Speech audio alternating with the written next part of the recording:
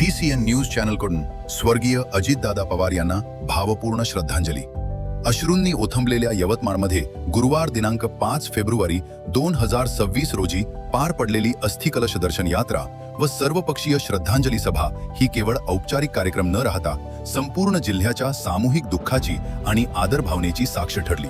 सकाळी 9 वाजता दारव्हा रोडवरील महाराष्ट्र हाऊसिंग फायनान्स येथून सुरू झालेली यात्रा शहरातील प्रमुख मार्गांवरून मार्गस्थ होत दर्डानगर चौक, वंचित बहुजन आघाडी कार्यालय, संविधान चौक, नेताजी चौक, पाचकंदील चौक, महात्मा फुले चौक, तिरंगा चौक व LIC चौक येथे विविध राजकीय पक्ष, सामाजिक संघटना, कार्यकर्ते व नागरिकांनी अस्थिकलशाचे दर्शन घेत भावपूर्ण श्रद्धांजली अर्पण केली।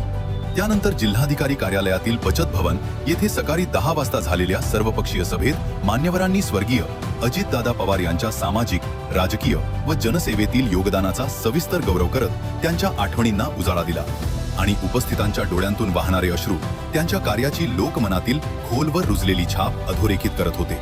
संपूर्ण कार्यक्रमादरम्यान शांतता, शिस्त व सुसूत्रता राखली गेली। प्रशासनाचा चोख बंदोबस्त होता आणि कोणताही अनुचित प्रकार न घडता कार्यक्रम यशस्वीरित्या व सन्मानपूर्वक पार पडला, ज्यामुळे आयोजकांसह नागरिकांनी समाधान व्यक्त केले। या अस्थिकलश दर्शन यात्रेच्या निमित्ताने यवतमाळ जिल्ह्याने पक्षभेद विसरून एकसंघपणे स्वर्गीय अजितदादा पवार यांना श्रद्धांजली अर्पण केली आणि त्यांच्या विचारांचा व कार्याचा वारसा पुढील पिढ्यांपर्यंत जपण्याचा निर्धार व्यक्त केला। सह्याद्रीचा आधार थरथरल्यासारखा वाटतोय आणि महाराष्ट्र आज क्षणभर स्तब्ध झाला आहे।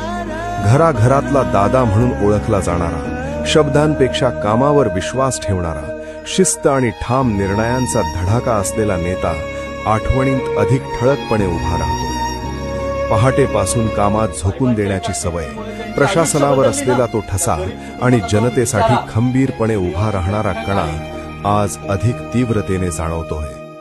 बारामतीपासून संपूर्ण महाराष्ट्राच्या राजकारणापर्यंत उमटलेला हा ठसा कधीही पुसता येणारा नाही। अजितदादा हे नाव केवळ एक व्यक्ती नाही तर एक युग आहे, जे आठवणींत, विचारांत आणि राज्याच्या प्रवासात कायम जिवंत राहील।